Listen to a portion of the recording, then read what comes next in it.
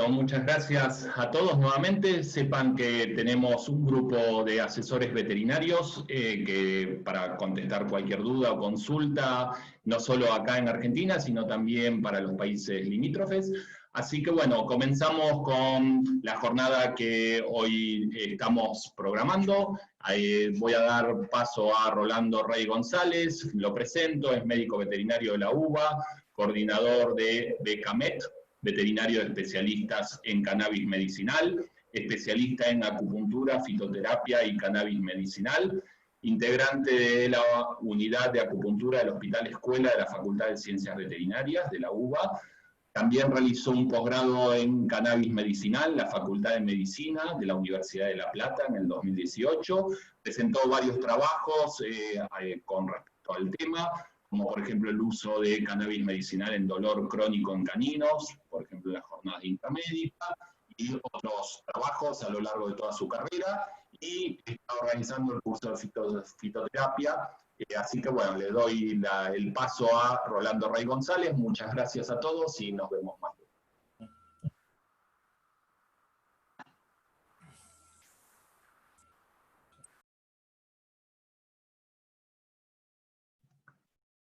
Rolando, si querés activar tu micrófono. Ahí estamos. Ahí está, perfecto. Muy bien.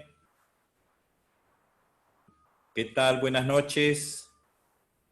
Vamos a empezar esta charla. Estamos compartiendo pantalla. Perfecto. Muy bien. Muy bien. Buenas noches a todos, colegas del país y países vecinos como Uruguay, Paraguay y Bolivia. Un saludo.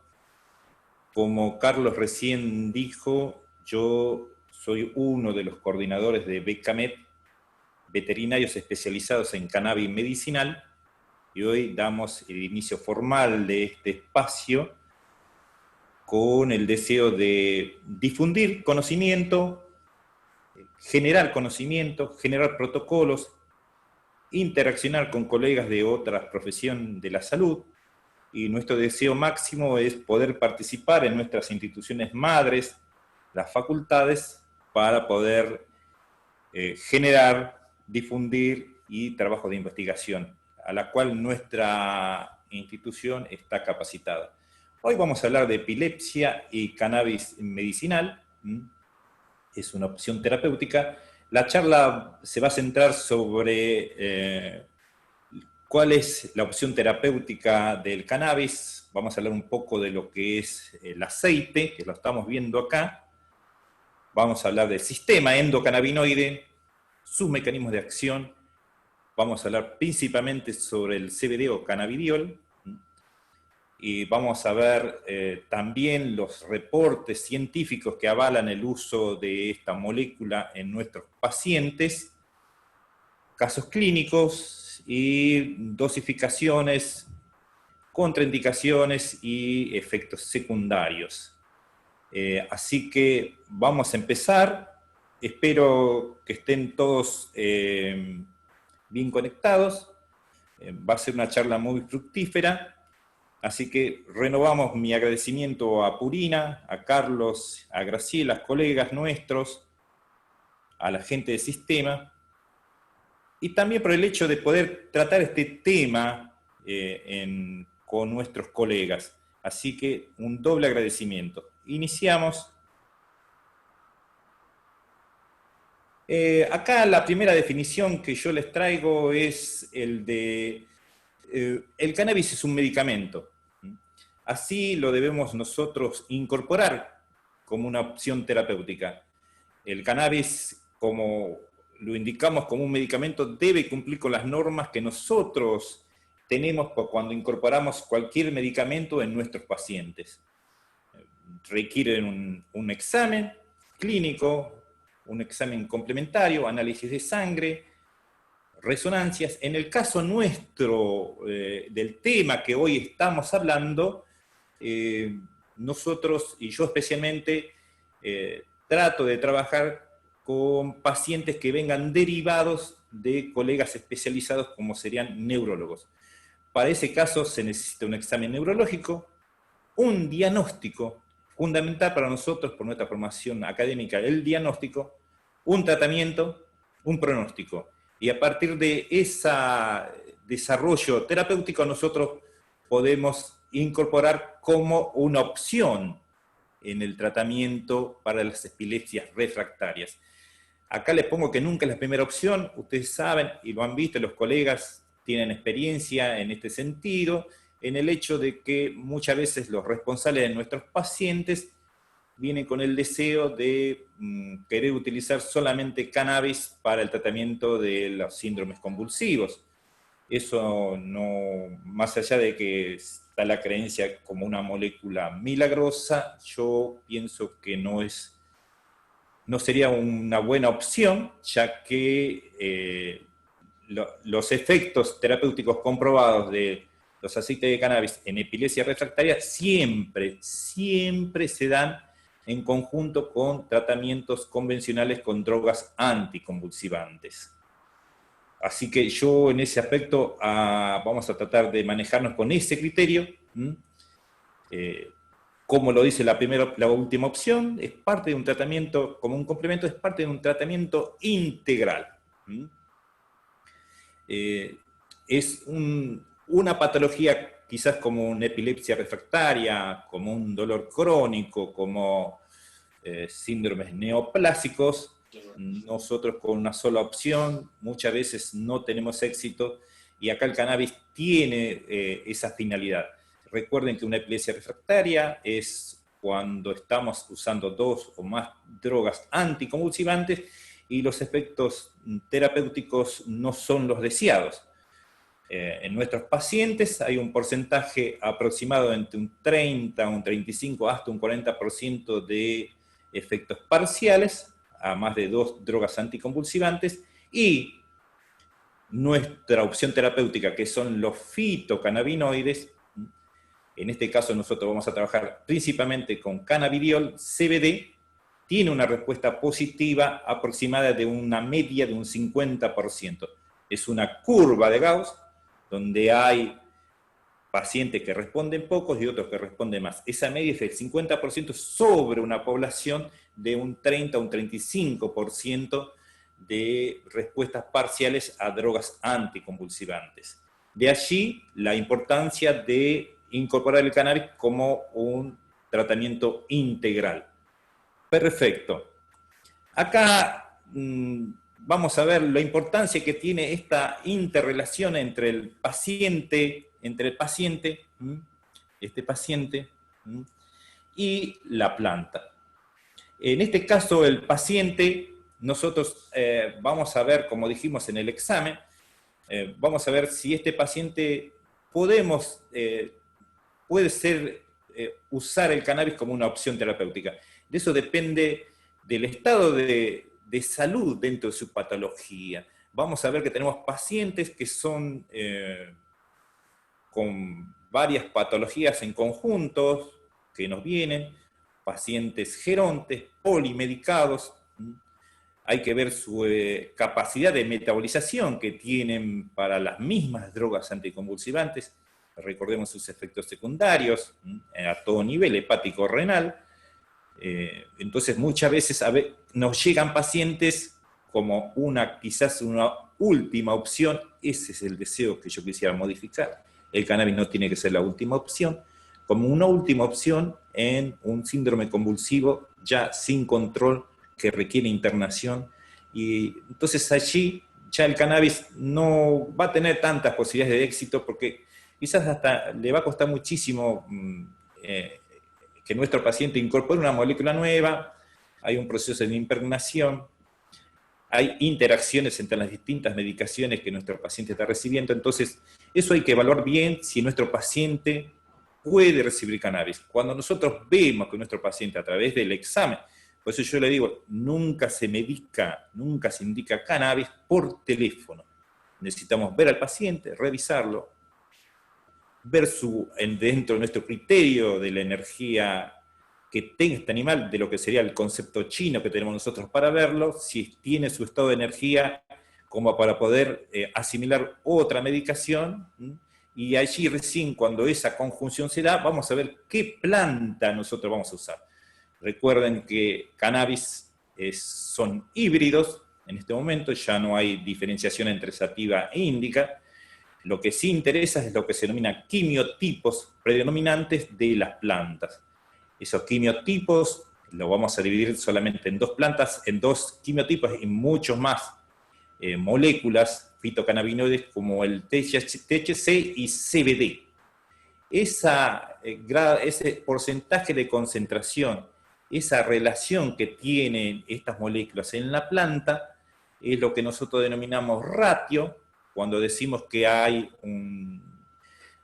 10 miligramos de CBD y 1 miligramo de THC, decimos que esta planta tiene un ratio de 10:1 CBD-THC.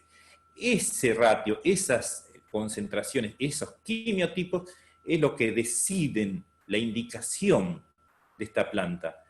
Si yo tengo un paciente con un dolor crónico, no voy a usar quizás ese ratio, usaré otro ratio más alto en THC. Si tengo un paciente geronte o un paciente muy polimedicado, esos ratios, esos quimiotipos van variando. No se preocupen, esto es motivo de una charla futuro, así que nosotros no podemos abarcar todo en este tiempo que tenemos, pero los invito a conectarse y después poder participar en futuras charlas donde vamos a hablar específicamente sobre plantas o sobre el sistema endocannabinoide. Cuando esa relación entre planta y paciente nosotros se conjuga, recién iríamos a lo que sería la dosificación. La importancia que tiene estos dos ítems, planta y paciente, nos va a decir nosotros que podemos iniciar el proceso de dosificación. Vamos a hablar más adelante de dosificación, pero siempre el concepto en cannabis es iniciar bajo y seguir lento. Dosis bajas e incrementos lentos, para ir viendo la respuesta que tiene nuestro paciente a esta nueva molécula. Ya viendo estos dos ítems, vamos a ver lo que son brevemente las plantas. Estas son fotos de plantas mías que yo cultivo. Tengo la necesidad de conocer de dónde se originan los principios activos. Yo, como vieron, me especializo en fitoterapia. A partir de la fitoterapia, yo entré en el mundo del cannabis. Estas son plantas en estado de floración, con sus tricomas, lo que es la parte blanca son los tricomas, son las glándulas que tienen los fitocannabinoides. Esto es estas son las semillas, esto está en un estado de floración, estos son fotografías en aumento, y estos son los tricomas, son glándulas lipofílicas, eso es, hay que definirlo bien. Esto es una manera de la planta de secreción, que es lo que nosotros vamos a obtener a través de distintos procesos de extracción. Vamos a ver, este es un resumen desde el inicio, y es donde a partir vamos a obtener esta opción terapéutica. Quizás vamos a hablar hoy, hay otras opciones terapéuticas. Recuerden que estos tricomas, estas flores, el estado de la planta desde germinación, hay un estado de vegetativo y un estado de floración. Cuando nosotros vemos estos tricomas aptos para ser cosechados, se hace una limpieza de los elementos de lo que se denominan las hojas, de la manicura, luego se hace un secado y va hacia un curado. Nosotros, acá en este concepto, yo les quiero recordar, por experiencia, yo he visto que han preparado, o se prepara, se sigue preparando, o aceites, o muchas veces tintura madres, con quizás lo que resta de la manicura. Eso no es una buena opción para nosotros, porque nuestros pacientes son pacientes de primeras. Nuestros pacientes merecen que las preparaciones galénicas sean con los tricomas, no con lo que reste de los tricomas, no con hojas ni con tallos. Nuestros pacientes también sufren y tienen el grado de sufrimiento igual que otras especies como humanos. Entonces nosotros siempre vamos a respetar y tratar de que todas las preparaciones que reciban nuestros pacientes, y en este caso, sean en base a tricoma. Si yo preparo una tintura madre, que sea tricoma, va a ser una buena opción terapéutica. Si yo preparo un oleato, también es una buena opción, se está usando mucho el oleato, y si voy a hacer una preparación de resina, la resina es un concentrado de fitocannabinoides que se extrae por un proceso de maceración con alcohol y una evaporación, donde se obtiene, en este caso, como un ejemplo, para que vayan viendo, es que con 10 gramos de flores desecadas, por este proceso yo obtengo aproximadamente 1 mililitro, 1,2, 1,3 mililitros de una resina concentrada que yo voy a diluir en este aceite de oliva. Se puede trabajar con aceite de oliva, aceite de coco, yo trabajo principalmente con aceite de oliva. Esta dilución de ese mililitro obtenido de 10 gramos de los cogollos curados y secados, me va a dar 1 mililitro que yo diluyo acá, en 59 mililitros de aceite de oliva. Yo pongo 1 mililitro de resina en 59, y eso es otro elemento que incorporamos que se denomina potencia. La potencia es esa dilución de estos principios activos en un aceite de oliva. Podemos trabajar con distintas potencias, depende del estado de nuestro paciente, si es un geronte, en el caso de felino, podemos usar potencias, en vez de diluir 1 en 59, podemos diluir 1 en 119 y tendremos otra potencia que es 1 en 120. Luego yo siempre trato de llegar a trabajar con potencias 1 en 60, tanto en caninos como en felinos, porque de esta manera yo trato de hacer una especie de estandarización, de que todas las respuestas que se den en nuestros pacientes sean con una dilución de resina 1 en 59. Tengo éxito, tengo fracaso, va a ser ahí. Hay un proceso de impregnación, que lo vamos a ver un poquito más adelante. Puedo usar diluciones un poco más altas, 1 en 90, 1 en 120, y voy a llevar hacia 1 en 60. Eso es importante para trabajar. Entonces, haciendo un breve resumen, ya vimos lo que es la opción terapéutica como un medicamento, parte de un sistema, un tratamiento integral. Vimos brevemente lo que es un ratio, las diferencias de concentración de los fitocannabinoides, que nos va a indicar para qué tratamiento yo voy a dar.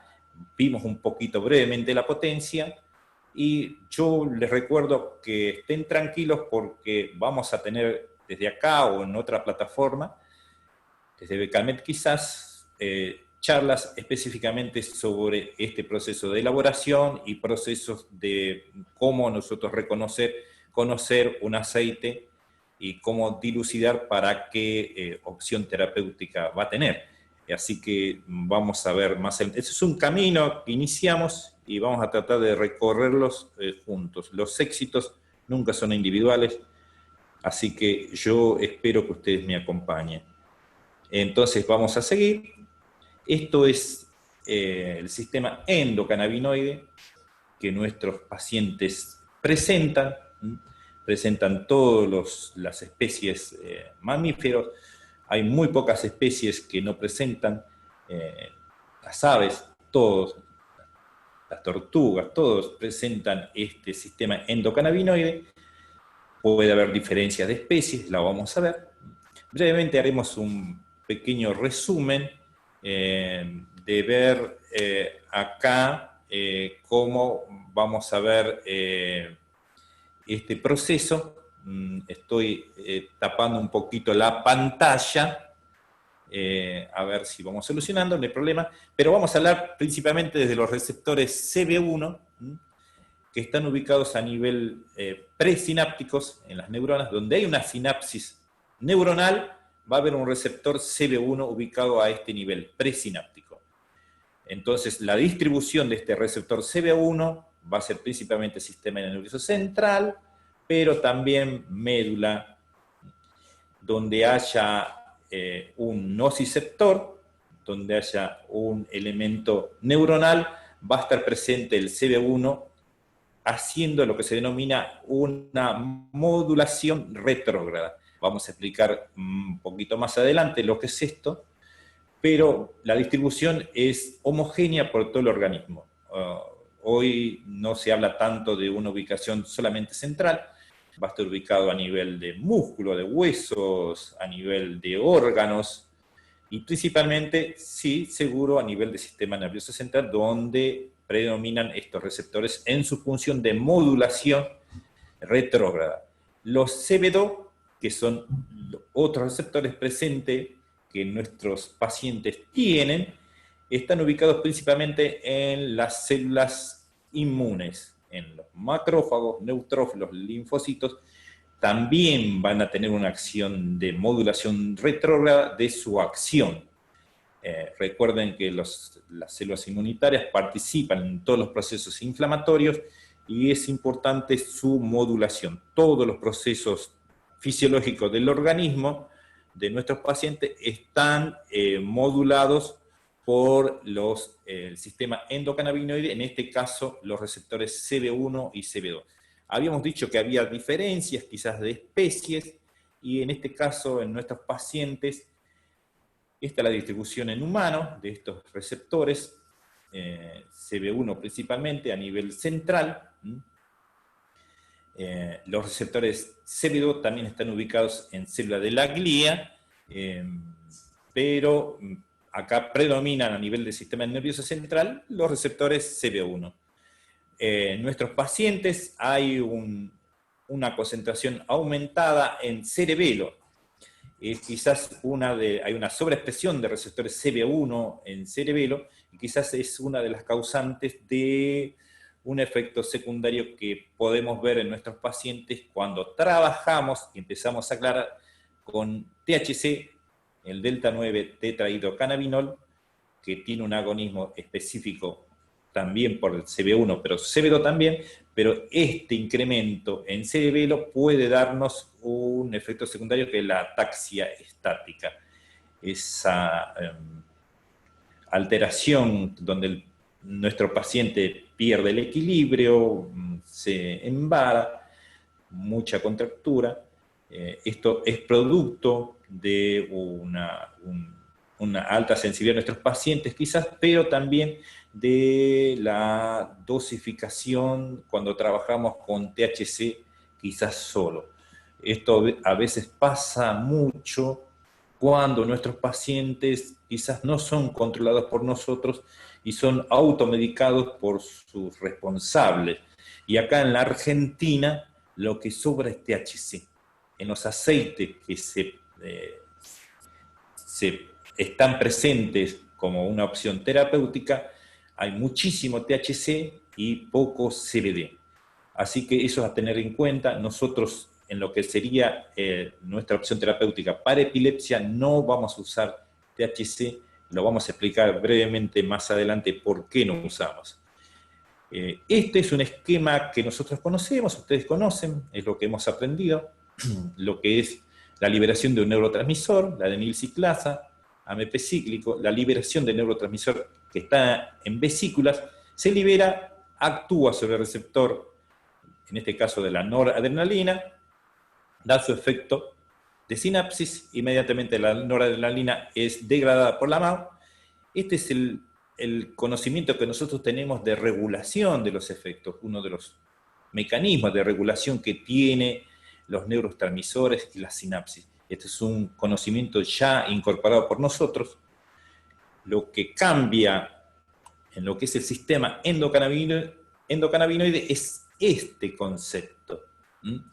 El concepto que ya les fui diciendo, la ubicación de los receptores a nivel retrógrado, a nivel de la neurona presináptica, no está acá en postsináptica. Acá hay una liberación de un neurotransmisor, en este caso si nosotros vamos a hablar de síndromes convulsivos, hablaremos de glutamato. Este glutamato se libera, hay un proceso de excitabilidad, para su liberación, va a actuar sobre el receptor. En el caso que haya una liberación excesiva del glutamato, va a producir una respuesta de excitación no deseada, va a haber un proceso de alteración neuronal, inflamatorio, y a nivel de esta neurona postsináptica se libera una molécula que nosotros conocemos que es el ácido araquidónico. Recuerden que ya la conocemos, y tiene la misma acepción con respecto a ser sustrato de las ciclooxigenasas. Ustedes recuerdan en la síntesis de las prostaglandinas proinflamatorias que no había vesículas de ácido araquidónico. En este caso pasa exactamente igual, se liberan a demanda y son el sustrato para la síntesis de dos endocannabinoides que nuestros pacientes y nosotros sintetizamos y liberamos a la brecha sináptica, que es la anandamida y es el 2-araquidonilglicerol. La anandamida es araquidonil-etanolamina y el 2-araquidonilglicerol. Usted recuerde cómo comparten el ácido araquidónico como parte de su estructura. Hay un mecanismo de síntesis, distintas vías muy conocidas ya para la liberación de la anandamida. Hay una proteína de transporte y va a actuar sobre este receptor CB1, es un receptor metabotrópico. La anandamida se denomina ligando de este receptor, lo activa, produce modificaciones internas intracelulares. También trabaja sobre canales iónicos, principalmente de calcio y potasio. Recuerden que el calcio es fundamental para los procesos de excitabilidad y el potasio es un ion relajante modulador. Hay una entrada de potasio y una salida de calcio. Este proceso de activación de este receptor lo que va a producir es una modulación. Al principio nosotros hablábamos de inhibición de la liberación de neurotransmisores. Y este concepto va evolucionando porque no la inhibición sería como un 100%, esto es una modulación de su liberación. Disminuye la liberación, en este caso del glutamato, ese es el objetivo de este proceso de activación de este receptor, para llevarlos a niveles fisiológicos y no patológicos. El glutamato es necesario. Es un neurotransmisor que participa en la supervivencia celular, así que no necesitamos que esté inhibido completamente, sino que esté regulado. Este proceso que estamos hablando hoy es la base de lo que es el sistema endocannabinoide. Las moléculas 2 endocannabinoides, sus mecanismos de síntesis, sus mecanismos de activación, su mecanismo de transporte y su mecanismo de degradación intra y extracelular. Este es un proceso que regula, que es un reaseguro de todos los procesos de neurotransmisión. Este proceso de los receptores CB1 están presentes en todas las neuronas presinápticas de nuestro organismo. Por lo tanto, es el receptor más numeroso. Y conocemos toda su estructura, sabemos la estructura de la anandamida, del 2-AG, sabemos cuáles son las enzimas que sintetizan y degradan. Se está trabajando mucho en ese aspecto farmacológico, y esto es lo que va a denominar homeostasis intracelular. Es una homeostasis de la célula. Esto lleva a una homeostasis de órgano y una homeostasis del medio interno de nuestro organismo. Y todo está regulado, en este caso, por estos receptores CB1. Vamos a ver dónde actúan los CB2, pero tengan en claro este concepto. O sea, se libera a demanda, hay una síntesis, un transporte, una activación. Nuestros fitocannabinoides, como el THC y el CBD, vamos a ver cómo actúan, pero principalmente el THC, el tetrahidrocannabinol, tiene una acción directa sobre estos receptores. De allí su importancia terapéutica como moduladores de la respuesta de presináptica. Es un mecanismo conocido, donde no hay discusión en ninguna de sus partes, merece ser incorporado dentro de la currícula de estudio nuestro, esperemos que así sea en el futuro. Vamos a ver los CB2 brevemente. Recuerden que habíamos hablado de las células inmunes, están adosados también a la membrana de estos macrófagos, y también tiene una acción de modulación de la acción de estos macrófagos. Recuerden que en toda noxa inflamación, ya sea periférica o central, ustedes piensen que cualquier disparo de un síndrome convulsivo es un disparo en primera instancia no controlado, que va a producir una lesión. Hay una lesión a nivel del sistema nervioso central, es un tejido muy sensible. Los primeros que llegan son los macrófagos, que serían las células de la microglía, que se activan y van a iniciar el proceso de control de la inflamación. Recuerden que es el mismo efecto y acción que tendría a nivel periférico. Recuerden que va a haber procesos de edematización, procesos de dolor, de calor. El dolor es fundamental, ya sea a nivel periférico como central, y estos macrófagos en su acción de fagocitosis es muy importante, también van a cronificar este proceso de inflamación con la liberación de interleuquinas y citoquinas como la 1, la 6, la 12, factor de necrosis tumoral y otros citoquinas que dentro de su deseo de control van a dar una acción patológica en este proceso de inflamación. Entonces, lo que hace los fitocannabinoides y los endocannabinoides sobre el receptor CB2 es una modulación. Mejoran la fagocitosis, hay una inhibición de la liberación de estas interleuquinas, permite la liberación de interleuquinas que son antiinflamatorias como la interleuquina 10, hay una mejora, hay una inhibición del TNF, y todo este proceso lleva a que el macrófago tenga una acción eficiente como su acción de fagocitosis, pero modulada en su acción de generar una respuesta proinflamatoria.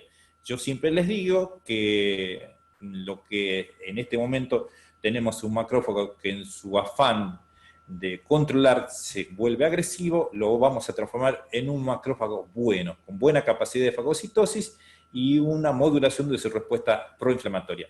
Este es el ejemplo de lo que nosotros tenemos del sistema endocannabinoide, de la acción de los dos receptores, CB1 y CB2, los dos tienen la misma impronta de modulación, no hablamos de inhibición, de modulación de su actividad, ya sea presináptica o en una célula del sistema inmune. Esto es la base del sistema endocannabinoide. Este es un ejemplo breve nada más para incorporar lo que es la síntesis de esta anandamida. Hay distintas vías de síntesis y acá nos vamos a detener un poquito en lo que es la degradación y la oxidación. La degradación también tiene distintas vías de degradación de esta molécula. Una es la FAC, que es una hidrolasa de ácidos grasos, principalmente activa degradando y disminuyendo su acción en el sitio, en la brecha sináptica, y va a dar como molécula final la etonolamina y el ácido araquidónico, recuerden. Esta es otra vía de oxidación. Acá, como ustedes ven, hay elementos que conocemos, como la ciclooxigenasa, que inhiben en la degradación, y acá vamos a ver este elemento que es la citocromo P450 a nivel hepático, que también participa en la degradación. Esto es muy importante a ver, porque después vemos cómo el citocromo P450 tiene una acción de inducción y de inhibición sobre distintos fármacos, y hay una interrelación que es muy importante saber y conocer como respuesta. Acá la ciclooxigenasa es un elemento que se está estudiando mucho, trabajar también sobre su inhibición a dosis subterapéuticas, son trabajos de investigación, están en pañales todavía, pero vamos a tener respuestas más adelante. Este también es un ejemplo de la 2-araquidonilglicerol, tiene una vía de síntesis más simple, pero también tiene una vía de degradación, la monoacilglicerol lipasa, también trabaja la ciclooxigenasa y el citocromo P450. Esta es la base de lo que es el sistema endocannabinoide. La molécula que tiene como agonista principal sobre estos receptores es el CB1, y el CB2 es el tetrahidrocannabinol THC, que tiene como una acción principalmente analgésica antiinflamatoria, un efecto directo de estimulación del apetito, un control de náuseas, vómitos, reduce espasmos y convulsión. Acá nos detenemos sobre el THC. Brevemente, vamos a ver que hay estudios que hablan que el THC tiene una acción de control de los síndromes convulsivos por su acción de modulación. Recuerden la acción de modulación presináptica. También vean cómo actúa a nivel de las células inmunes, que también participan en los procesos de génesis de los síndromes convulsivos. Pero tiene una acción de control de los síndromes convulsivos en 61% aproximado. Y tiene una acción de ineficiencia, o sea que no modula nada, no afecta en nada, no mejora, en un 31%. Pero tiene una acción entre un 3 y un 6% de ser proconvulsiva en pacientes con sustratos sensibles, como son los pacientes con síndromes convulsivos. Esto es la razón para la cual, a nivel de investigación, esta molécula no se esté estudiando tanto y se esté estudiando otra molécula como el cannabidiol o el CBD, ya vamos a ver más adelante. Ustedes recuerden que cuando uno quiere introducir un medicamento dentro de nuestros pacientes, ya sea natural como el nuestro o un medicamento convencional, lo que se le pide a ese medicamento es que sea eficiente, seguro que sea eficiente, pero principalmente se le pide que sea seguro y tolerable. Puede ser eficiente, pero si no es seguro, por más eficiente que sea, ese medicamento va a tener que tener otro tipo de control, va a costar más introducirlo, va a tener más contraindicaciones muy importantes, y entonces ese porcentaje bajo en pacientes con sustratos ya sensibles es lo que decide el hecho de que la investigación y el uso casuístico disminuya. Hay colegas que lo usan, requiere un conocimiento más avanzado, y colegas en La Plata, en Chile, lo están usando el THC, y están teniendo buenas respuestas, pero bueno, yo me vuelco más a lo que es el cannabidiol. Acá hacemos un breve resumen de la acción del THC, esta inhibición retrógrada, CB1, sistema inmune CB2, y acá vemos las principales acciones del THC, o sea, comprobadas, estamos hablando, con respaldo científico, que tiene indicaciones específicas como antiinflamatoria analgésica en dolor crónico, estimula el apetito, control de náuseas y vómitos. Estas cuatro acciones nosotros las vamos a ver en distintos síndromes patológicos. Lo vemos en los pacientes con neoplasia. De allí la indicación del THC como una opción, muy buena opción terapéutica en parte de un tratamiento integral. También tiene una acción antitumoral, eso todavía está en estudio, pero principalmente esta es la opción. En todo proceso de enfermedad degenerativa, las mejoras del THC son evidentes. Nosotros pasamos a esta molécula, al CBD, al cannabidiol, que tiene una acción antiinflamatoria, tiene una acción anticonvulsivante específica, tiene una acción antioxidante directa. Esto es muy importante, esta acción. Ustedes recuerden que los procesos de oxidación se dan a nivel intracelular. Todas las alteraciones de oxidación afectan todo el mecanismo de las mitocondrias, la respiración, van a afectar la parte de síntesis de proteína, se afectan las membranas citoplasmáticas, y esa célula se puede ir a una muerte no programada, que es más proinflamatoria que una apoptosis. Es ansiolítico y tiene una acción muy importante tumoral que se está también investigando. El CBD tiene una acción en estudios que se habla de un efecto de control de los síndromes convulsivos de un 81% de efectividad y un 19% que no es eficiente para el control de los síndromes convulsivos, pero tiene 0% de acción proconvulsiva. De allí es que esta molécula llevó a que se incremente muchísimo más los estudios e investigación y se desarrollen fármacos para su comercialización, basados en esta capacidad de tener baja capacidad de producir, o sea, carece de capacidad proconvulsiva, tiene porcentajes muy bajos de efectos secundarios leves, no son muy importantes, y es lo que llevó al desarrollo de esta molécula y la investigación. Vamos a ver cómo actúa este receptor, esta molécula, sobre distintos receptores. Tienen acción directa y a veces acción indirecta. Vamos a ver brevemente cómo actúa.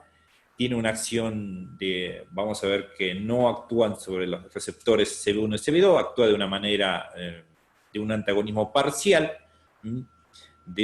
Por eso es que se denomina que no tiene esa acción de psicoactividad. El CBD tiene una acción de neutralización de los efectos del THC. Cuando usamos nosotros para otro tipo de patologías como dolor crónico, el hecho de incorporar también al CBD en esa formulación es lo que lleva a la modulación de la acción del THC. Y pasa lo mismo que nosotros vimos cuando decimos que mejora lo que tiene y lo transforma en una molécula más buena. El CBD también transforma el THC en una molécula más buena, más efectiva y con menos efectos secundarios. Es lo que se denomina el efecto de sinergismo. Ustedes recuerden que los fitocannabinoides son moléculas del metabolismo secundario de las plantas y viven en armonía en su interior. Tiene una acción muy importante acá de desactivación, o sea, interviene en las vías de degradación de la anandamida. Recuerden, a través de esta fosfatasa de hidrolasa de ácidos grasos, eso es lo que lleva a un mejoramiento de las concentraciones de anandamidas sobre la brecha sináptica. Es lo que dicen que mantiene y mejora, es el tono endocannabinoide. El tono endocannabinoide está dado por las anandamidas y el 2-araquilglicerol. Y el CBD, de una manera indirecta, lo mejora. Va a tener una acción sobre los receptores CB1, CB2, pero de una manera controlada. Eso es muy importante a tener en cuenta, porque sí va a tener una acción terapéutica en la modulación de la respuesta de los neurotransmisores y en la génesis inflamatoria. Esto es a tener en cuenta. Tiene una acción indirecta en este caso, pero sí la tiene. Por eso la molécula del THC es una molécula que es muy efectiva, solamente que hay que saber usarla, nada más. Nosotros los efectos secundarios, ya sea en esta patología o en dolor crónico o cualquier otra patología, los efectos secundarios siempre los vamos a tener cuando incorporemos el THC. No quiere decir que no lo usemos, solamente que quizás yo les recuerdo que acá en Argentina circula muchísimo el THC en nuestros aceites. Entonces, eso hay que tener cuidado. Simplemente, si nosotros podemos trabajar con CBD para dolor crónico y THC, bienvenido y sería mejor. En el caso de epilepsia refractaria, yo trato de trabajar mucho más con CBD.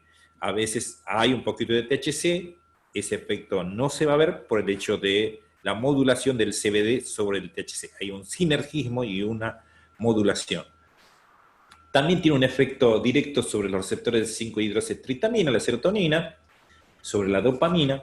Tiene una acción directa e indirecta también porque disminuye su degradación. Estas dos acciones de la serotonina y la dopamina es lo que nosotros vemos en nuestros pacientes cuando decimos que el aceite es bueno. Cuando nosotros incorporamos un aceite a nuestro paciente, se le da, empezamos siempre bajo y lento, empezamos por una gota.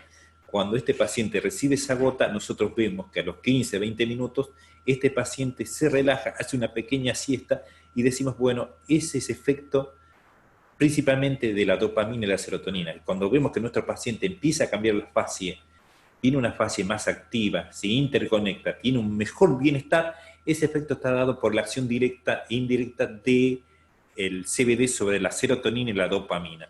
Después tiene una acción directa sobre estos receptores vaniloides, son los receptores transitorios, TPRB, B1, hay otros, M1 también.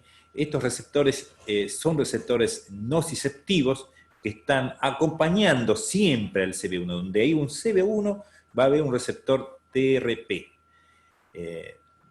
así como dijimos que está a nivel periférico, también está a nivel central, porque a nivel central se modula la respuesta nociceptiva, siempre están acompañando, y tiene una acción de transporte del estímulo nociceptivo, y ese transporte hay que tenerlo en cuenta también en estos procesos convulsivos a nivel central. Lo que hace el CBD hace una desensibilización, y de esta manera se produce una modulación de los receptores TRP, que son importantes en la génesis de la epileptogénesis, también hay que tener en cuenta.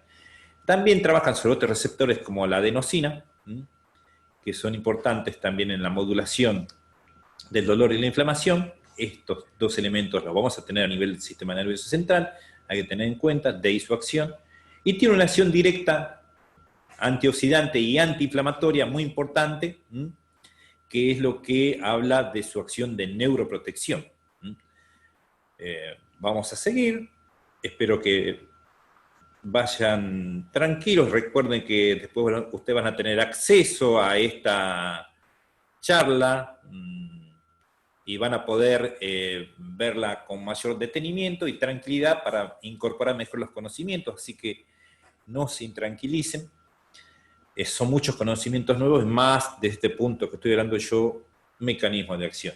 Acá es un resumen, el antagonismo que tenía parcial sobre los receptores CB1 y CB2, el agonismo sobre los receptores de dopamina y serotonina y los TRP, y este es un elemento nuevo que se incorpora, tiene una acción de modulación, ese es el mejor ejemplo de la acción de los fitocannabinoides, modulación sobre los receptores mu y delta, los receptores opioides. Recuerde que en lo que es dolor crónico, los receptores opioides son fundamentales.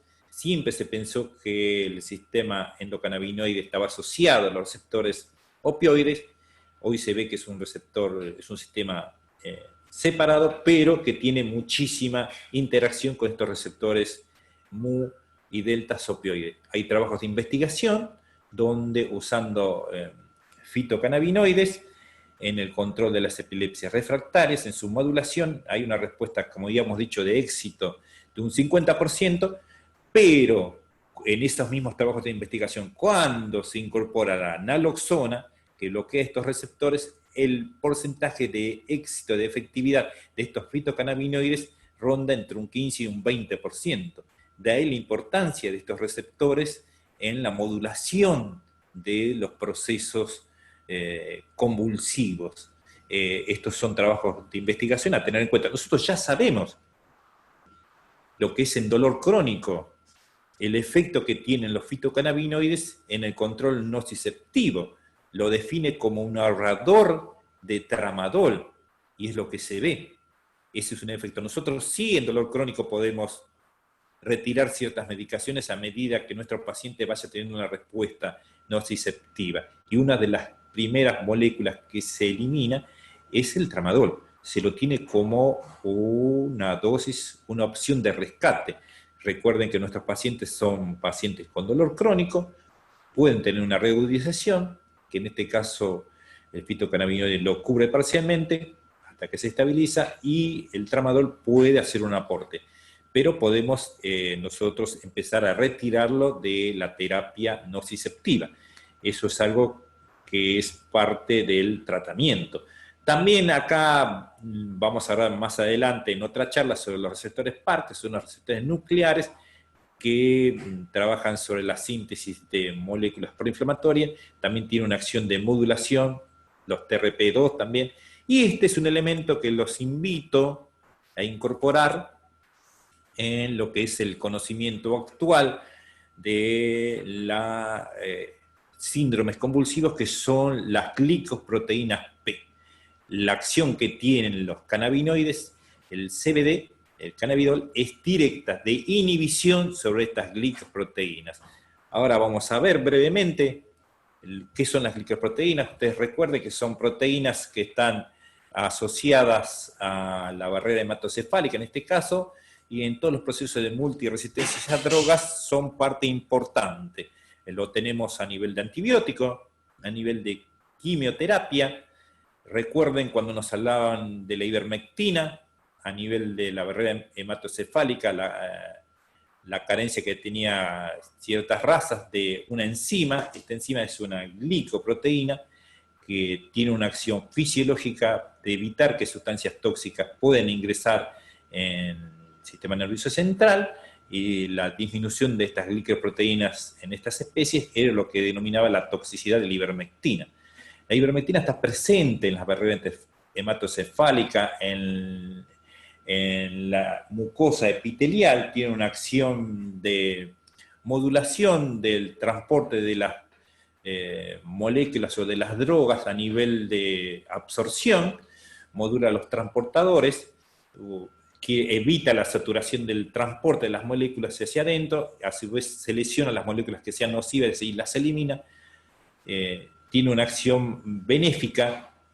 El problema que se genera en nuestros pacientes es que estas moléculas presentes en el sistema nervioso central, cuando hay procesos de inflamación o de oxidación crónica, se sobreexpresan. ¿Esto qué quiere decir?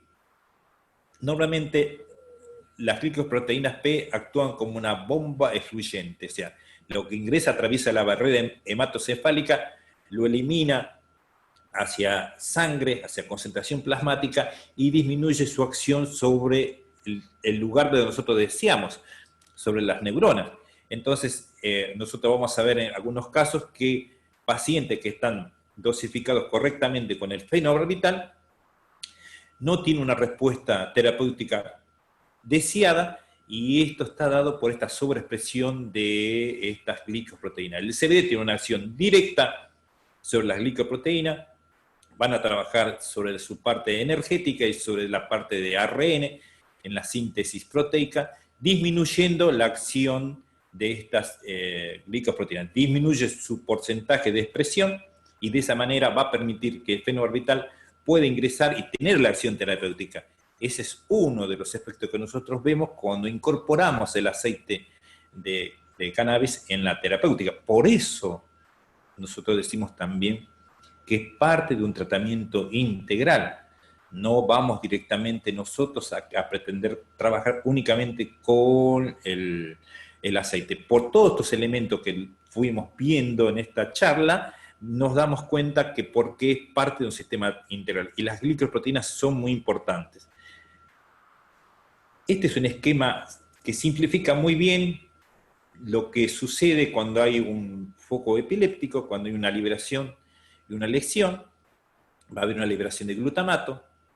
Esto lleva a un proceso de epilepsia o de síndromes convulsivos en el inicio, después se hace refractaria. Este proceso de foco epiléptico, habíamos dicho que producía un proceso de inflamación, hipoxia, isquemia, es un tejido muy sensible al metabolismo, a la oxigenación.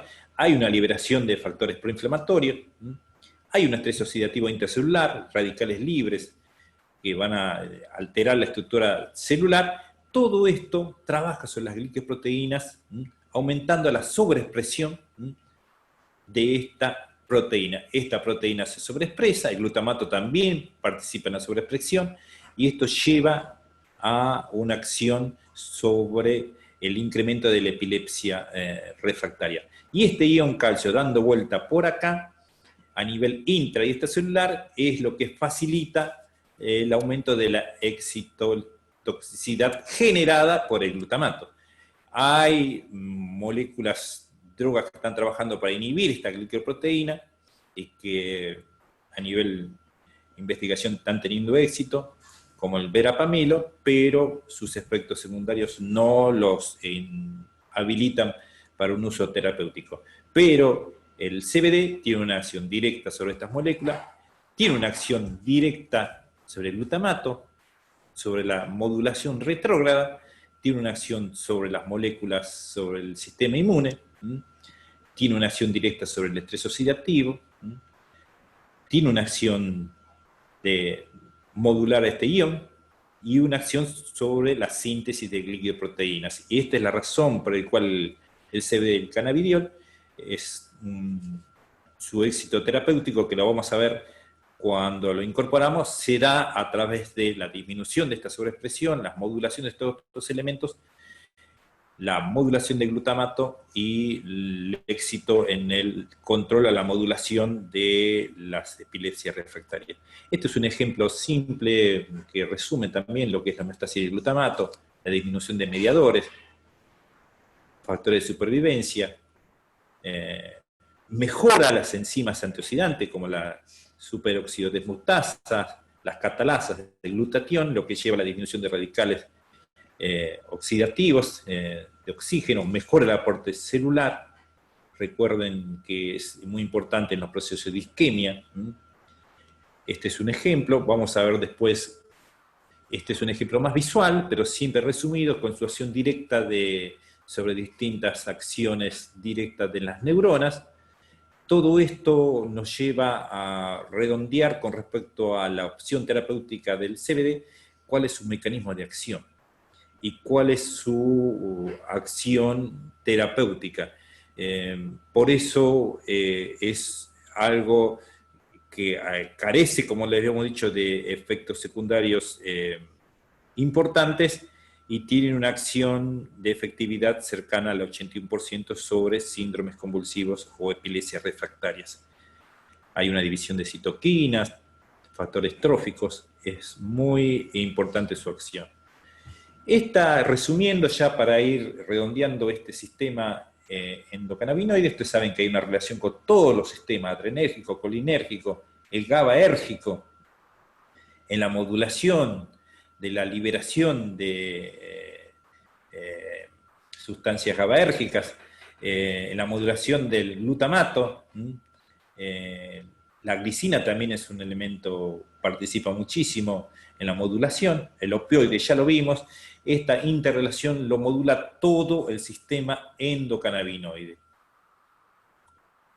Esto lo ponemos para que no se olviden que dentro del proceso de fitocannabinoides también están presentes los terpenos y son muy importantes los terpenos. Los terpenos son los que dan el aroma a la planta, pero tiene un sinergismo muy grande con los otros fitocannabinoides. Ustedes recuerden que uno de los terpenos más conocidos es el linalol, presente en la lavanda, y tiene su acción sedante. Poder conservar los terpenos en las preparaciones de nuestras aceites es muy importante, quizás por eso se está usando también mucho los oleatos, o trabajar a temperaturas controladas en lo que es la obtención de las resinas. Un paciente nuestro con terpenos va a tener una mejor respuesta no solamente a los procesos convulsivos, sino a los procesos conductuales. Los terpenos, el limonelo, cariofileno, son muy importantes y de allí su importancia. Esto es lo que se denomina efecto séquito, el efecto de sinergismo que tiene, de allí que haya diferencia entre usar un producto, usar la planta, los cogollos en su totalidad, y no ir a buscar usar principios activos que se pueden extraer y tratar de trabajar únicamente con esos principios activos ya fraccionados. Los efectos secundarios más importantes se han visto cuando se fracciona y se trabaja con principios activos directamente específicos y carecen de este efecto de sinergismo, que no solamente es una mejora de su acción, sino también es una disminución de sus efectos secundarios. Este es el resumen del sistema endocannabinoide, su acción sobre todo el desarrollo, en todos los procesos fisiológicos centrales y periféricos, en todos los procesos de neuroprotección, sistema cardiovascular, respiratorio, todos los procesos de proliferación, de apoptosis. Esto es lo que resume la homeostasis interna, que está a cargo del sistema endocannabinoide a través de la ubicación de sus receptores, a través de las acciones directas e indirectas de los dos fitocannabinoides, como el THC y el CBD. Este es un resumen de lo que es el sistema endocannabinoide. Entonces ya pasamos brevemente a lo que es en nuestros pacientes, los animales, la presencia del sistema endocannabinoide, la distribución que tiene. Habíamos hablado de ese aumento de sobreexpresión de los CB1. También se vio muchísimo de que los caninos tienen mucha similitud en respuesta con los humanos, o sea, en sensibilidad, las ratas son mucho más sensibles y a veces eso nos lleva a ciertas alteraciones cuando nosotros vemos trabajos de investigación, los efectos que se producen en las ratas que son mucho más sensibles, principalmente lo que es la toxicidad de la molécula como el THC y en menor medida el CBD. Entonces a veces hay muchísimos estudios que hablan de efectos adversos y de toxicidad, y las ratas no tienen su sensibilidad y hay que saber leerlos. Este es otro trabajo del cannabidiol. Recuerden que nosotros hablamos muchísimo de seguridad y eficiencia. Acá a nosotros nos permite visualizar dosificaciones a través de miligramos por kilo de peso. El cannabidiol no tiene efectos adversos, tiene una acción muy importante en lo que es el control de artrosis. Si nosotros podemos incorporar a esta formulación el THC, va a dar resultados más eficientes. Así que vamos a ir viendo eso.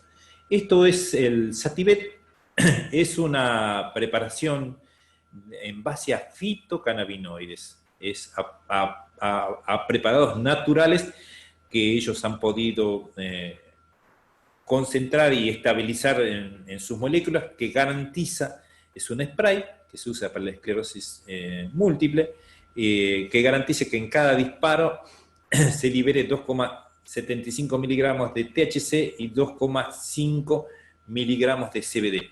Esto, volviendo de nuevo antes, al principio, es lo que denominamos ratio 1:1.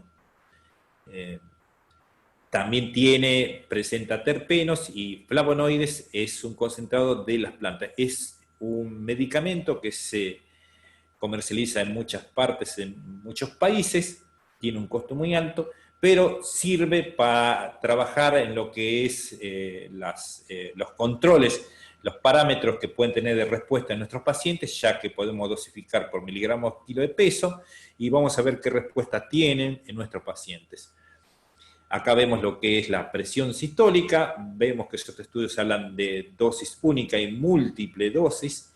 Cuando trabajamos de una sola dosis, nosotros no vamos a tener ese proceso de impregnación, de adaptación de nuestro paciente a esta molécula, y a veces las respuestas en lo que es presión sistólica, como vemos acá, hay alteraciones con hipotensión. En los procesos de múltiple dosis, este proceso de impregnación es lo que lleva a una estabilización en la respuesta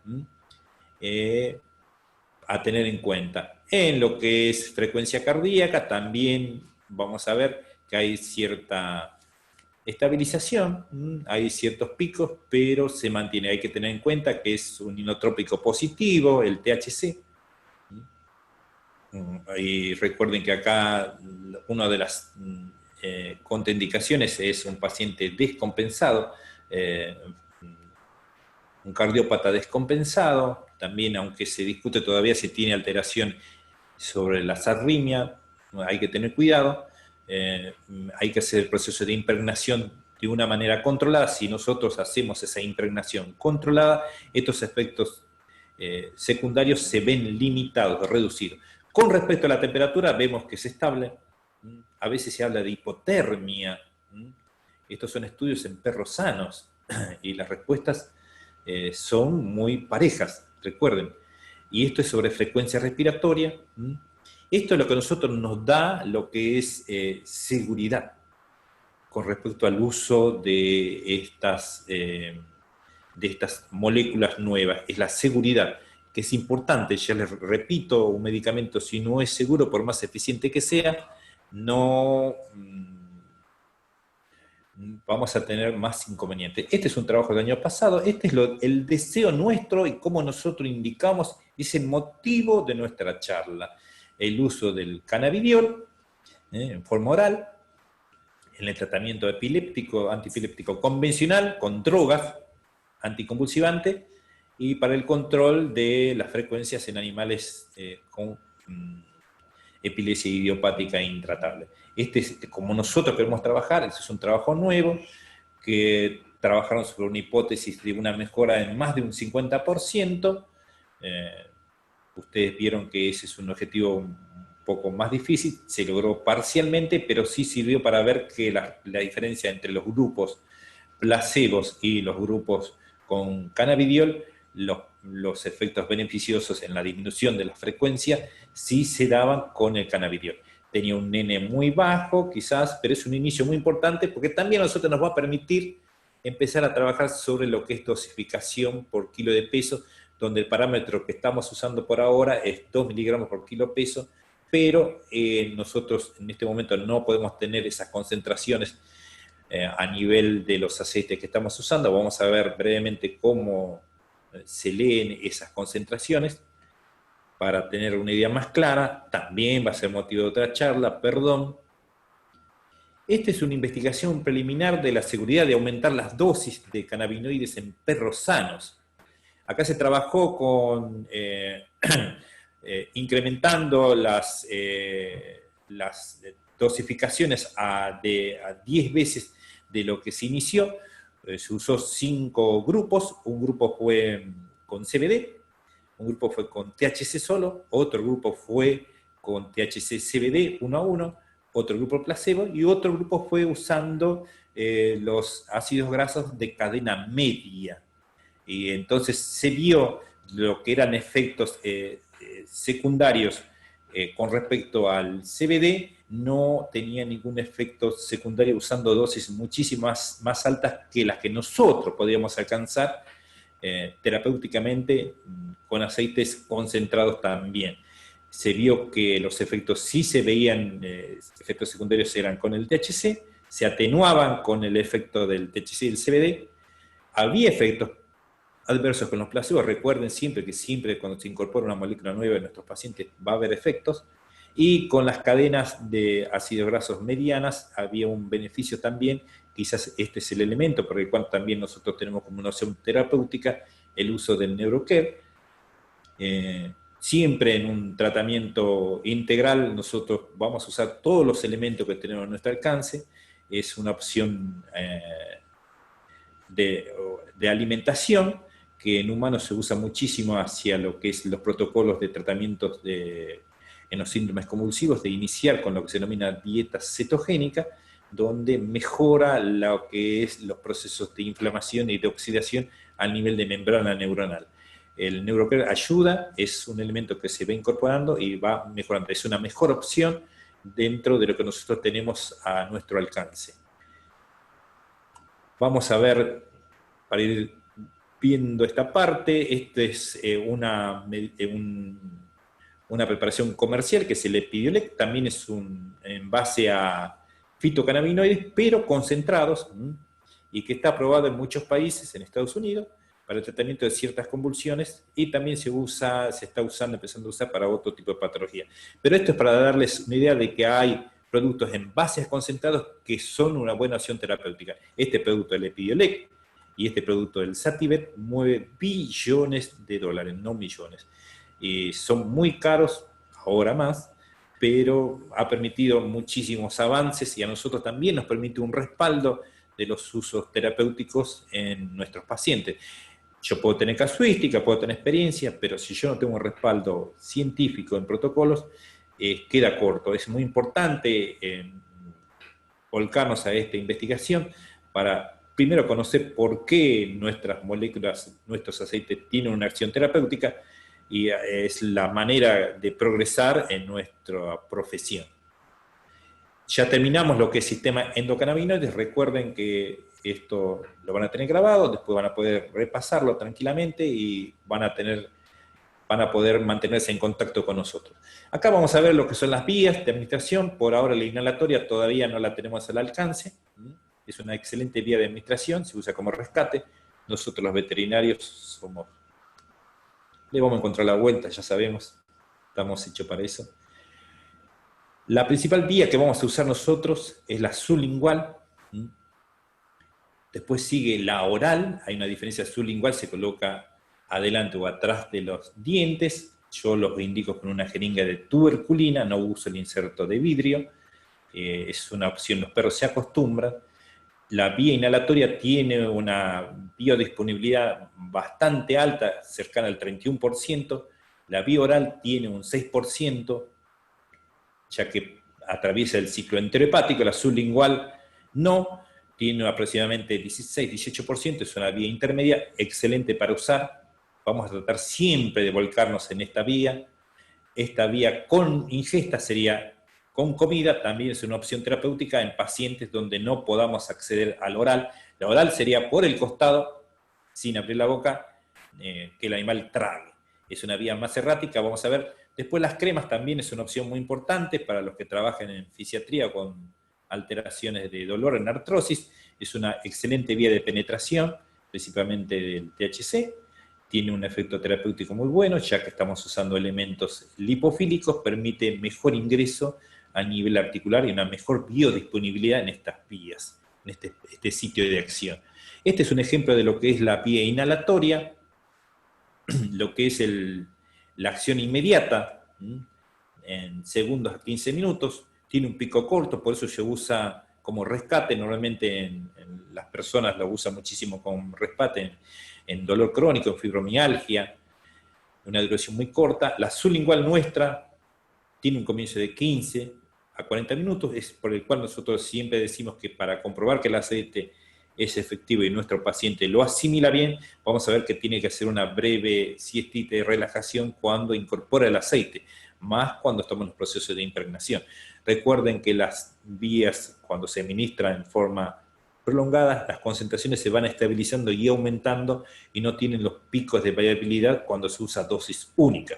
Tiene un pico de 45 a 2 horas aproximado y tiene una duración de 3 a 6 horas. Es la razón para la cual nosotros tratamos de establecer un protocolo de dosificación de dar una dosis cada 8 horas, 3 veces al día, de ser deseable. La oral tiene una vía de comienzo más lenta, es un pico más largo, es más errática estas vías, igual que la ingesta, pero la ingesta también tiene un beneficio en pacientes como los felinos, también mantiene los picos más prolongados, eso es bastante efectivo también a tener en cuenta. Pero nuestra opción terapéutica, de ser deseable, siempre irá hacia la sublingual, la oral y con ingesta la última. Vamos a empezar brevemente ya a ver los casos clínicos. Este es un trabajo que se presentó el año pasado, ya no sé a esta altura de la pandemia, ¿cuándo estamos? 2020, 2019, sí, el año pasado, sobre el control de los síndromes convulsivos en un paciente. Esta es Belleza, es un paciente que presentaba convulsiones muy seguidas y que siempre requerían internación. Estaba ya medicada con fenobarbital, bromuro de potasio, y las respuestas eran parciales. A partir de que se incorpora el CBD en esta relación, ¿ves? Que estamos hablando de CBD alto en CBD, un 12%, con un THC 0,5%. Si nosotros esto hacemos un cálculo matemático, decimos que hay 24 partes de CBD y una parte de THC. Eso es lo que se denomina ratio, es un ratio alto en CBD. Este paciente empezó su dosificación con una gota a la mañana, vía sublingual, se fue incorporando cada 4 días otra gota, al 5.º día, y al 9.º día se incorporó una gota más para lograr una posología de una gota cada 8 horas. Es lo que nosotros denominamos impregnación. Logró una estabilización bastante prolongada, estuvo 9 meses sin síndromes convulsivos, luego tuvo un caso, más que nada por una alteración de los triglicéridos. En este momento este paciente se mantiene con 3 gotas cada 8 horas, manteniéndose estable, pero tengan en cuenta que es un paciente, si lo ven, muy tranquilo. Acá es lo que yo les hablaba de lo que es el fenobarbital, los parámetros plasmáticos, que son terapéuticos, realmente son terapéuticos. Este paciente no tendría que poder tener convulsión. Ojo, hay que tener en cuenta, si las drogas desconvulsivantes son efectivas, no podemos negar, son efectivas, como corresponde son efectivas, por eso tienen éxito. Nosotros estamos hablando de una respuesta parcial, pero hay una respuesta efectiva mayor al 60% en todos los síndromes convulsivos. Y esto es el ejemplo que yo les daba con respecto, teniendo una concentración terapéutica a nivel concentración plasmática, este paciente tenía respuestas parciales a las drogas anticonvulsivantes. Y este es el efecto que hablamos nosotros de sinergismo directo o indirecto sobre las glicoproteínas, sobre el proceso de inflamación. Y otro elemento quizás que vamos a incorporar, que no hemos puesto y quizás lo incorporamos acá brevemente, es la acción sobre el citocromo P450. Es un inductor, el CBD es un inductor sobre las distintas isoenzimas, pero tiene una acción sobre algunas isoenzimas donde también actúa el fenobarbital, el clonazepam, el diazepam y el THC, que el CBD inhibe esas enzimas. La palabra inhibición no me gusta mucho, yo hablo de modulación porque, o sea, no las inhibe absolutamente, sino que disminuye su acción sobre ese sustrato, sobre esas enzimas, sobre el fenobarbital, el diazepam, lo que nos da una primera instancia de aumento de su concentración plasmática y mejora en el sitio de acción por esa inhibición de esas isoenzimas que metabolizan el fenobarbital. Esta también es una acción indirecta a tener en cuenta. Más adelante veremos qué es lo que pasa con este concepto. Este es belleza. Este es otro paciente, está muy relajada, tranquila, como ustedes ven. Distinto sustrato, no todos los pacientes son iguales. Este paciente es diferente. Toto es un paciente muy asustadizo, muy nervioso, muy inquieto, hasta agresivo, no controlable. Tiene un sustrato muchísimo más importante, tendría muchísima estimulación, era muy sensible a las estimulaciones externas, y esto llevaba a que este paciente, sus síndromes convulsivos sean muy seguidos. Este paciente se empezó siempre de una manera lenta, pero este paciente está tomando en este momento 6 gotas cada 8 horas.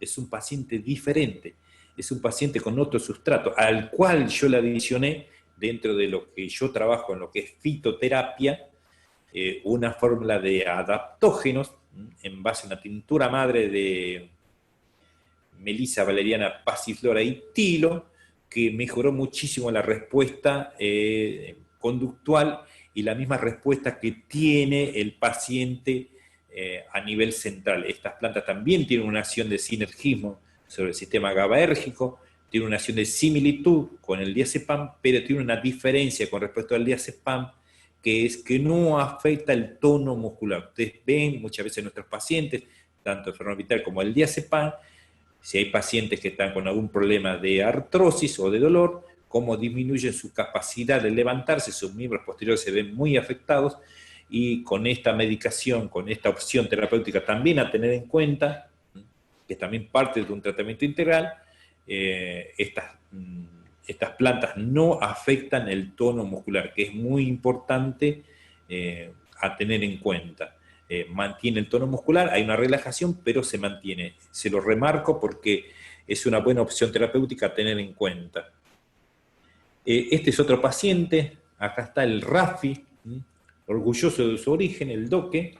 Es un paciente con mioclanía, con secuelas de mosquillos, que le costaba muchísimo mantenerse en estación, y tenía este elemento que ya conocemos, que afecta muchísimo a nuestros pacientes y a los dueños, era el llanto neurogénico, que no le permitía el descanso a él ni a los dueños.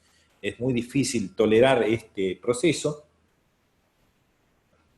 Se lo estaba medicando con diazepam, cada 8 horas no había mejoría, y es lo que yo les marco, el efecto de que tenía la dificultad para mantener la estación. Estamos hablando de un paciente de 5 meses, más allá de la mioclonía que él tiene y que lo afecta para su estación. Llegó a tomar cada 6 horas, y el llanto no se fue, y el paciente no se podía levantar, y no podía ni siquiera comer en el estado que estaba. Entonces nosotros empezamos a dar un aceite alto en CBD y empezamos una gota cada 12 horas. La respuesta fue muy buena, mejoró su descanso, pero el descanso fue muy prolongado. Recuerden el sinergismo que tiene el CBD sobre el diazepam.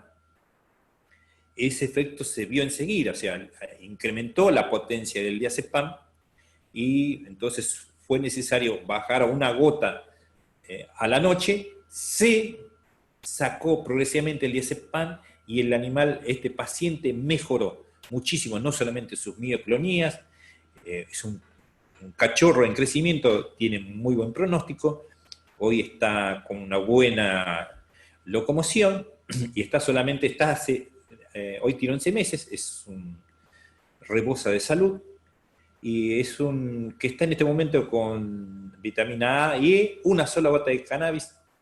Está con un colega, el doctor González, en fisiatría, y es un paciente que está en tránsito con opción de adopción.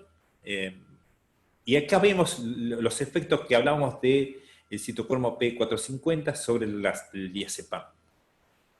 Este es otro paciente, Pepe.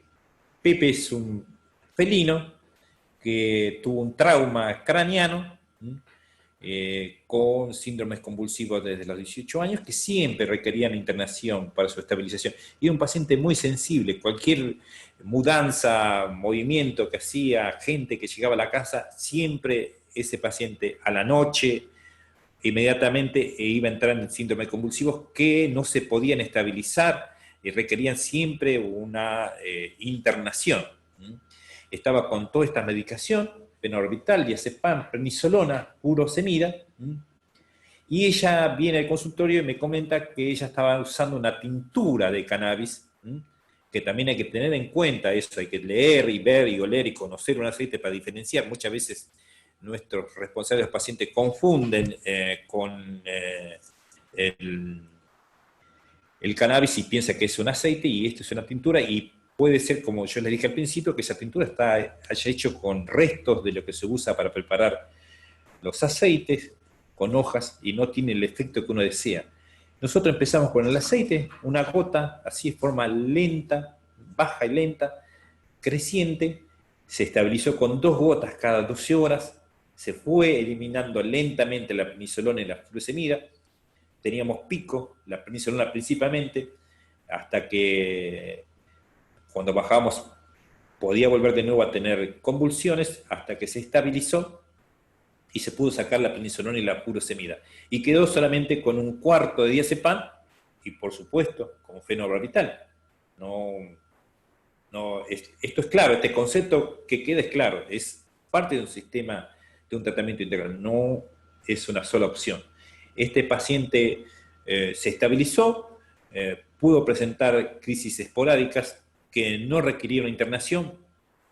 La dueña se fue a España, viajó con Pepe a España, toleró el viaje, que era algo que nosotros pensamos que iba a tener alguna alteración, se llevó el aceite de acá, pudo viajar, por suerte, estuvo más de 2 meses sin convulsiones y el aceite tuvo que cambiarlo y me comentó que había tenido otro cuadro, pero que lo puede sostener conteniendo el paciente, y el paciente podía salir sin estabilización. Yo, como cambió el aceite, yo le indiqué que ahora, si ella puede, que administre 2 gotas cada 8 horas. Ahora vamos a ver brevemente lo que es dosificación, lo que son la dosificación en caninos y en felinos. Recuerda que habíamos hablado de una dilución 1,60, ese incremento sublingual.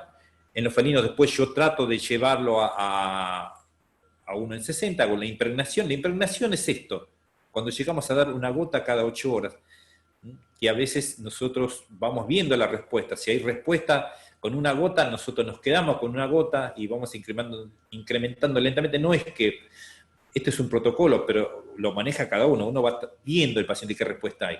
Por eso en RAFI con una gota quedó bien, no necesitamos incrementar más, y una gota es efectivo para este paciente, y en Toto llegamos a 6. Lo ideal es dar 3 gotas cada 8 horas, siempre los incrementos son así. cada 4 días. En los felinos igual, siempre en una forma baja y lenta. ¿Cuáles son las contraindicaciones? Pacientes cardiópatas, descompensados, habíamos hablado bien, alteraciones hepáticas graves. Acá en esto voy a tener brevemente a hablar de lo que muchas veces se considera, yo no estoy hablando del cannabidiol, del CBD. El CBD no tiene efectos secundarios, no tiene efectos de alteraciones hepáticas. Hay un leve aumento de la fosfatasa alcalina. Tengan en cuenta eso, que ustedes tengan en cuenta también que estos pacientes están con fenobarbital, con bromuro de potasio.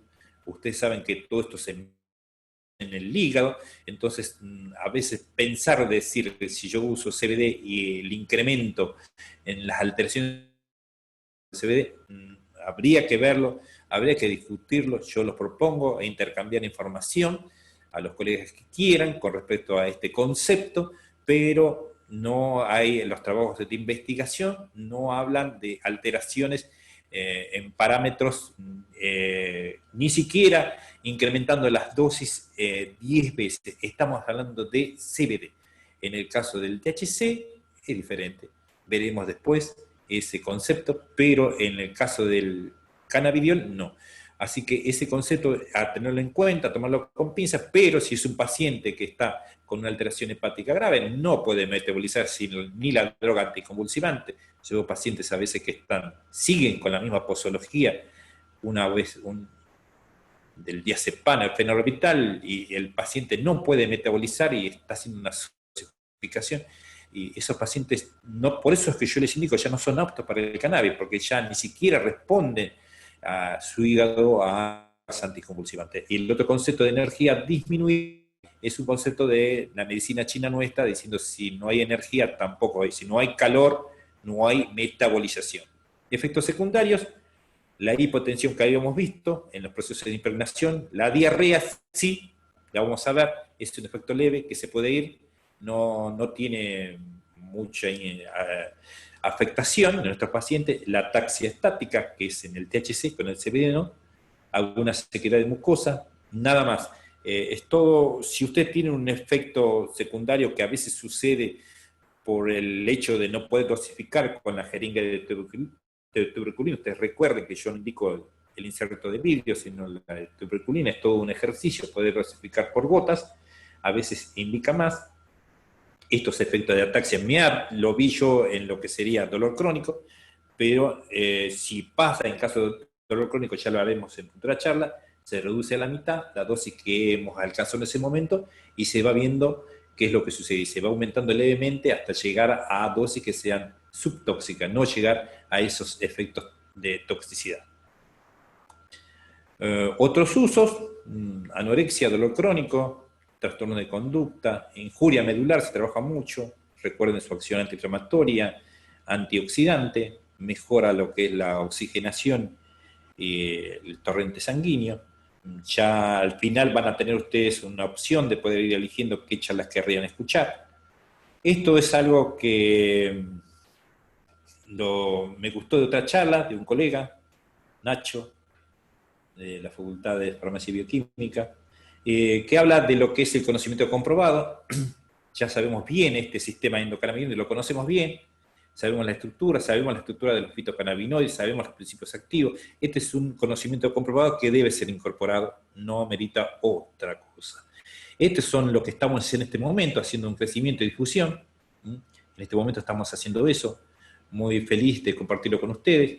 Esta es una planta que tiene más estudios, hay cultivos en todo el mundo y ya tenemos opciones terapéuticas en base a fitocannabinoides. No estoy hablando de sintéticos, que yo no hablé nada de sintéticos hoy. Esto es lo que nos falta, esto ya lo estamos alcanzando, conocemos más la genética. Es importante la incorporación del profesional en esta área del desarrollo de estos productos. Es muy importante nuestro conocimiento, en nuestra casuística. Ya estamos teniendo concentraciones más exactas, el marco legal sigue fallando, pero bueno, hay estudios hechos en el Garrahan de muy buena efectividad con respecto a epilepsia refractaria, en el Gutiérrez también, son locales, y necesitamos nosotros, esta es nuestra opción de hacer estudios clínicos en nuestras universidades madres, que están capacitadas, y nosotros también estamos capacitados para poder desarrollarlo. Así que es un pedido para poder hacerlo. Esto es lo que yo les hablaba de lo que ya se está llegando, ya se puede hacer estudios en la Facultad de Farmacia y Bioquímica, en distintas áreas se pueden hacer este proceso de conocimiento de lo que hay, en este caso de miligramos por gramo de flor. Acá hay otras moléculas que ya conoceremos más adelante, que son el ácido cannabinólico, moléculas ácidas que están presentes en la planta, que no pierden su molécula de carbono, que no se descarboxila para hacer un CBD, un THC más activo. Esto también tiene acciones terapéuticas, va a ser motivo de otra charla. Esto ya se conoce, después aprenderemos a leer esto, qué quiere decir esto. Acá nos tenemos que sacar lo que es el ratio, la indicación terapéutica, las concentraciones de miligramos que va a haber por mililitro de los principios activos, va a ser motivo de otra charla. Esto es lo que yo les dije, temario de futuras charlas. Ustedes pueden ver acá qué desean, y nos escriben, nos informan, y nosotros iremos respondiendo y programando futuras charlas. ¿Dónde vamos a tener? Acá, esto es lo que nace hoy con ustedes, y espero que nos acompañen, no solamente en lo que sería la difusión, sino su participación activa. Están todos invitados para establecer la difusión, generación de conocimiento, establecer protocolos, trabajar con nuestros profesionales, ese es nuestro deseo, y poder participar en nuestras facultades en la discusión y generación, en el cual todos estamos capacitados. Acá están nuestras formas de comunicación.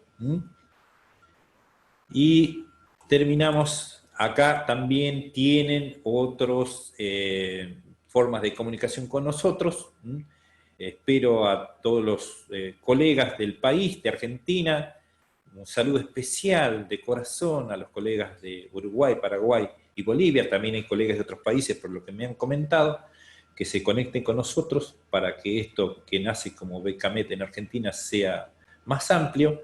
Espero que la charla les haya sido útil, y cualquier otra consulta, yo voy a responder todas las preguntas que pueda, pero a las que no pueda, la vamos a responder acá o la vamos a responder acá. En esto, recuerden esta forma BKMET, Gmail y el Pay, mi querido Yahoo, que nunca lo quiero dejar, y bueno, el teléfono para WhatsApp.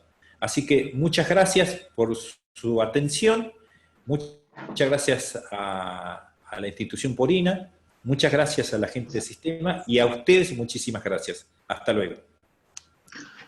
Bueno, muchas gracias, Rolando. Si le parece, vamos a dar unos minutos de las preguntas. Si te parece, voy haciéndote las preguntas que estuvieron llegando durante la charla. Por ejemplo, Gabriela pregunta, ¿qué ratio de CBD-THC se necesita para dolor por artrosis en un perro geronte de 17 años? Sí, muy bien. Es como yo les explicaba, en un geronte su capacidad de metabolización es diferente. Yo normalmente uso un ratio 1:1 THC-CBD. Y puedo empezar con una potencia 1:90 o 1:120. Eso no es complicado. Si uno sabe qué potencia tiene el aceite, si diríamos en este caso 1:60, se saca 5 mililitros de ese aceite, se diluye en 5 mililitros con aceite de oliva. Y yo empiezo a impregnar a este paciente con una potencia 1:120. Después que lo impregno, yo paso al 1:60. Y yo puedo usar ese ratio 1:1, puedo incrementar levemente 2:1 THC, a veces lo uso en pacientes que tienen reagudizaciones o pacientes que no sean de una edad tan avanzada a tener en cuenta, pero ese ratio, y con buena concentración de fitocannabinoides, después veremos eso es otra cosa, va a andar muy bien en geronte. Buenísimo. Bueno, hay muchas preguntas que se van repitiendo, pero por ejemplo, bueno, Gabriela también pregunta los distintos ratios para las distintas patologías, que algo creo que recién estuvo comentando, y cuál es el lugar que conozca que sea más fiable para obtener los aceites de cannabis. Bueno, esa es una pregunta muy difícil de contestar.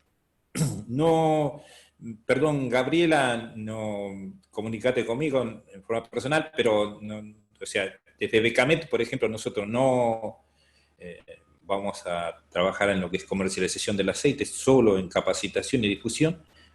Ese es un área que vamos a ver cómo se puede llegar a manejar. Trabajamos con algunos otros cultivadores que son responsables, pero nuestra idea y nuestro concepto primordial es el autocultivo, o sea, cultivar uno, porque es la única manera de conocer qué principio activo, qué forma tenemos, qué obtenemos, qué aceite tenemos.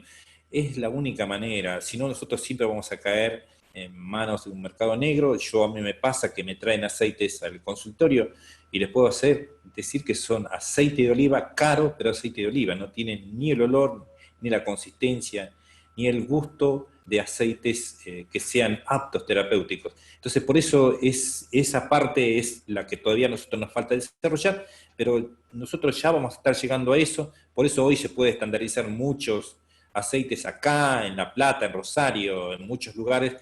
Eso creció y eso nos está abriendo un marco terapéutico más apto. Así que, Gabriela, cualquier cosa te contactás desde Becamet y vamos a ir viendo cómo trabajar sobre esa área.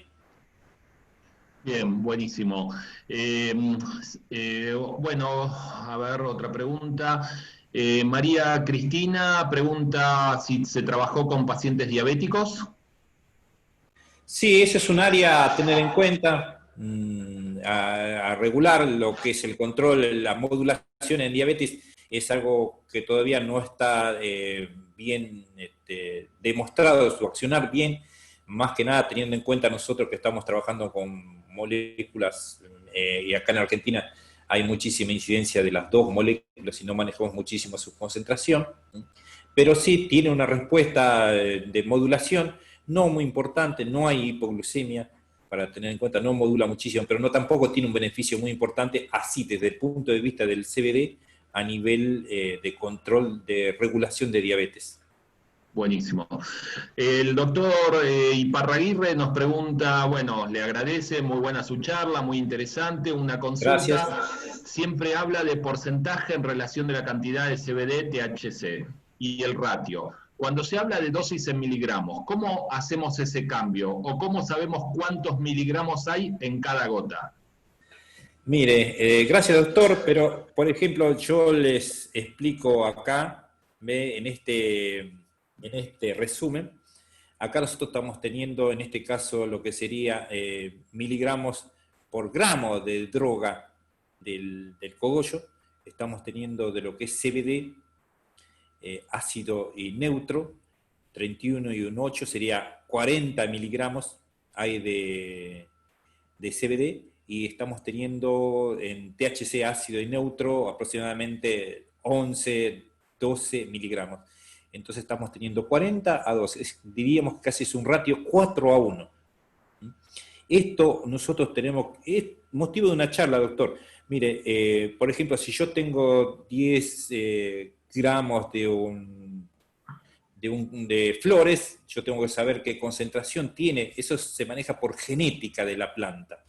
Si yo tengo una idea aproximada de esa genética y si se reproduce en esta planta, que es algo que es muy variable, yo puedo llegar a hacer una estimación de cuántos miligramos hay en esa resina que yo diluyo en el aceite. Y eso es algo que yo no voy a sacar miligramos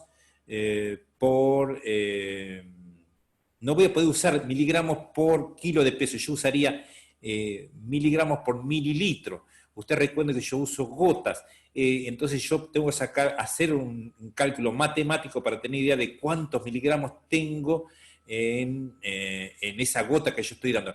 Normalmente acá en Argentina las concentraciones son muy bajas, el THC es muchísimo más bajo que el CBD, ese es un inconveniente para nosotros, por eso tratamos de trabajar con cultivadores que son más confiables y necesitamos tener este conocimiento de genética. Quizás no le estoy dando una respuesta muy acertada, va a requerir una charla, y lo invito al doctor a una charla cuando hablemos de aceites, y ahí vamos a poder explicar perfectamente cómo se puede sacar los miligramos por mililitros y así poder dosificar por kilo de peso, a lo que nosotros decíamos ir. Perfecto. Ya que hay varias preguntas de tanto de Triana, Agos, que tienen que ver con esto, si puede volver a la diapo en donde estaban las dosis en perros y en gatos. Igual les recuerdo a todos que esta charla va a estar grabada, así que pueden ingresar después a verla toda. Y también ahí preguntó otro colega el ratio que usaba en Moquillo. En Moquillo no, estoy usando alto en THC, más o menos en el Moquillo ese usamos 10 CBD, 10 CBD, 1 THC. El THC también es muy beneficioso en los síndromes con Moquillo porque tiene una acción también de neuromodulación. Usamos 10 de CBD y 1 de THC. Perfecto. Andrea nos pregunta, ¿el uso de aceites de cannabis permite bajar la dosis de fármacos? Entiendo que deben de ser de los fármacos anticonvulsivantes. Sí, en ese caso yo les explico que normalmente, como vimos en Pepe, se bajó el diazepam, el fenobarbital no, eh, se modula, no hay una respuesta. A ver, acá interesa este concepto. Muy buena la pregunta. ¿Cuál es el objetivo que nosotros estamos usando? Adicionamos el aceite de cannabis con un tratamiento integral. El objetivo es mejorar la calidad de vida. Mejorar, ¿qué es eso? Que si nuestro paciente tiene convulsiones cada mes o cada semana o y siempre requiere internación, nosotros tengamos convulsiones cada 2 meses, cada 3 meses. Eso es mejorar la calidad de vida y que no requiere internación. Nuestro objetivo primordial es esto, estabilizar a nuestro paciente, que las mismas drogas anticonvulsivantes sean efectivas. No tenemos como objetivo primordial nosotros sacar drogas anticonvulsivantes, no tenemos como objetivo primordial trabajar solo con cannabis. Eso yo no se lo recomiendo. Y ese es el objetivo. Nosotros vamos viendo en esa respuesta y los responsables de nuestros pacientes nos dicen que no solamente disminuyen sus convulsiones y se estabilizan en el tiempo, sino que hay una conexión. El animal se vuelve a reconectar, vuelve a tener una vía activa sana, se relaciona con sus otros congéneres, con nosotros. Eso es parte del cannabis, que da una interacción, una mejoría muy importante. Así que nuestro objetivo no es bajar las dosis. En algunos casos sí iremos bajando, más que nada lo que es dosis de rescate. Quizás ya viendo esto acá, lo que es dosificación, un minuto se lo dedico a esto. Cuando yo tengo un paciente con síndrome convulsivo y ya los responsables conocen al paciente y cuando está haciendo el estado ya de preconvulsión se da cuenta que este paciente está alterándose y va a entrar en convulsión, yo lo que indico es dar una gota sublingual fuera del momento de dosificación, de que le corresponde. Indico dar una gota sublingual. Y cuando salió de la convulsión, también indico dar una gota sublingual fuera de su sistema de administración. Eso mejora mucho lo que son las recidivas, estira las respuestas de aparición de los síndromes convulsivos. Esa es un conocimiento de ida y vuelta con nuestro paciente. Por eso hay un proceso de buena educación a nuestro responsable. A nuestro paciente se les debe dar la información como corresponde para que puedan manejarse ellos de una manera correcta, controlados por nosotros, por supuesto. No estoy a favor de lo que es la automedicación que a veces pasa en nuestros pacientes por el hecho de tener acceso a un aceite y a veces hay muchísimos problemas nocivos y no es nuestro deseo. El cannabis va a crecer de la mano también de nosotros, que es muy importante en nuestra capacitación. Perfecto, buenísimo, Rolando. Hay varias preguntas, como la de Javiera Verena, y también había otras que preguntaban de la dosis, o sea, la vía de administración, siempre si era sublingual. En este caso, Javiera pregunta en felinos donde se complique la administración directa vía oral, si puede darse las gotas con un poco de alimento húmedo. Había otra que preguntaba si era solo sublingual o también vía oral. No, perfecto. Perfecto. Justamente, a veces hay pacientes caninos también que son difíciles la dosificación sublingual. Es todo un ejercicio que es posible, ¿no? Yo te digo que es posible. Por supuesto que en felino es más difícil, pero la vía con ingesta y más con una comida grasa, no estoy hablando de, sí, que tenga un poquito de grasa, y más un alimento húmedo, un pocho, una comida casera, yo estoy a favor de la comida casera, mejora en los felinos principalmente. Y tiene una curva del pico, se hace más prolongado, tiene un arco de terapéutico más alto y tiene una acción, como hemos visto, de 12 horas y a veces es más beneficioso en los felinos. Es usar esa vía con la ingesta. Aparte, el aceite tiene un gusto a la resina, es un gusto amargo, y eso también dificulta en nuestros pacientes usarlos así. Así que en los felinos está muy bien indicado con comida. Y en los caninos, si no tenemos la posibilidad, siempre tenemos la opción sublingual, oral, o si no, con comida. En el caso de la comida, se va viendo la evaluación, porque normalmente nuestros pacientes comen 2 veces al día, y se da cada 12 horas. Y también se hacen los incrementos así, de forma lenta y graduada. Perfecto. Bueno, vamos a ir a las 3 últimas preguntas, porque ya estamos Bueno. llegando a las 10 de la noche. Por ejemplo, nos pregunta Noé si has usado terapia neural y cannabis en moquillos o otras enfermedades neurológicas. Yo no hago terapia neural, pero sí tengo muchísimos colegas, más en la unidad de acupuntura donde yo trabajo, en el hospital escuela, que trabajan también con terapia neural.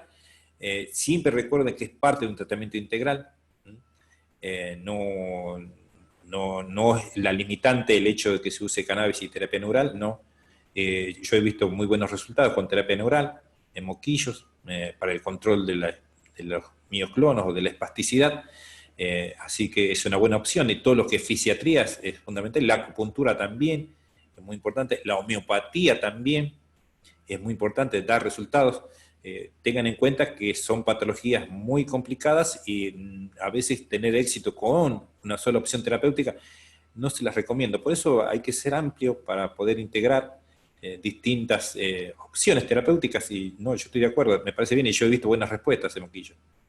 Perfecto. Nos pregunta Maru si tiene beneficios para casos en FUS o obstrucciones uretrales felinas. Y ahí es un poquito más complicado, son patologías muy agudas, sí tiene un beneficio de relajación de las que serían vías urinarias, pero a veces no... Usted recuerda que lo que es patología aguda es un poco más complicado su uso terapéutico porque requiere un tiempito de acción para poder usarse en esas opciones. Por ahí se pueden usar otras opciones. La homeopatía también es una buena opción allá, ahí, la acupuntura también, pero tengan en cuenta, yo no te diría que me voy a tratar un paciente con FUS. Puedo sí tratar una cistitis idiopática, una cistitis crónica en pacientes que a veces son muy sensibles a los estímulos externos y hacen cistitis por cualquier cosa. Entonces yo sí ahí se usa, se mejora mucho, ayuda. Igual nos vamos a comunicar y que hable conmigo personalmente y charlamos. Buenísimo. Una que creo que deben de ser varios los que están pensando lo mismo, y la doctora Gisela pregunta cómo hacemos para no meternos en problemas legales con el autocultivo. Quizás, no sé ahí qué nos puede decir. Mire, sí, es verdad el problema legal del autocultivo. Nosotros, como profesionales, la ley nos avala para lo que es investigación. Nosotros podemos investigar todo lo que sea cannabis. Y nosotros estamos cubiertos en esa parte, yo en esa parte estoy cubierto. Así que espero que eso avance. Hace días tuve una charla con el doctor Marcelo Morante, que está coordinando esa área, y nos pidió que nos incorporemos dentro de su trabajo que él tiene, somos necesarios, así que pienso que nosotros vamos a estar más cubiertos en esa parte legal, y el autocultivo es muy importante para nosotros y para los responsables de nuestros pacientes, porque nos garantiza un producto correcto y nos da una mejora a nosotros en el conocimiento que necesitamos saber. Nosotros vamos a tener más éxitos ahí, en el autocultivo. Yo he tenido los pacientes míos, los responsables que ellos cultivan, y yo los oriento. Yo trabajo mucho sobre lo que sería genética, viendo las respuestas, trabajo mucho en lo que es clonación, esquejes, viendo, y me ayudan muchos colegas acá de humanos, de otras organizaciones, me ayudan muchísimo, la gente de Procan me ayuda mucho en ese aspecto, y entonces es un crecimiento colectivo, así que no tengan temor, nosotros estamos capacitados para eso. Buenísimo. Bueno, hay un montón de preguntas. Bueno, sé que todas las preguntas las va a estar respondiendo seguramente el doctor Rolando, igual ahí están todos sus contactos. Voy con la última que dice Diana, si usa aceites con extracción de resina con alcohol o prefiere los oleatos. Yo trabajo principalmente con la extracción, la maceración con alcohol a temperatura controlada a 60 grados. Los oleatos son una muy buena opción terapéutica porque nos permite conservar los terpenos. Y también si nosotros sabemos trabajar con los oleatos, podemos saber hacer una dosificación más exacta también. Es una buena manera de introducirnos en lo que es la terapéutica del cannabis en nuestras mascotas con los oleatos, porque no requiere ningún tipo de instrumento tecnológico como son las para mantener las temperaturas controladas y la evaporación. Los oleatos requieren una maceración de las flores bien picadas con aceite de oliva. Después puede hacer un baño María controlado. Yo los hago 3, 6 horas, puedo hacer baño María y a temperaturas de 60 grados. Hago el colado en caliente y eso lo conservo y lo puedo dosificar. Y ahí yo estoy trabajando lo que sería una potencia más o menos orientativa, 1 en 100, más o menos. Estoy trabajando con 10 gramos en 100 mililitros de aceite de oliva. Es una relación numérica, pero es aproximada. Eso depende de lo resinoso que sea la planta, de la cantidad de principios activos que puede tener. Pero yo los invito a trabajar con oleatos. Ya vamos a trabajar sobre eso, quizá vamos a dictar algunos talleres sobre la forma de preparación, tratando de protocolizar todo, cuestión de poder avanzar. Perfecto. Bueno, muchísimas gracias, Rolando. Fue un placer la charla. Recuerden que va a estar grabada y en el link que les pasó el moderador. Como les había comentado antes, esta es la primera de nuestras charlas locales dentro de estas jornadas virtuales de Purina Pro Plan. Los vamos a volver a estar invitando para el jueves 25, en donde también vamos a tratar otro tema, creo que es bastante interesante, una nueva zoonosis que está llegando a la Argentina, que es esporotiposis, una realidad en Argentina, dada por el doctor Lisandro Reynés. Así que bueno, muchísimas gracias a todos. Los dejo antes de las 10 de la noche, así podemos ir a cenar tranquilos. Y bueno, y un placer tener su audición. Muchas gracias. Hasta luego.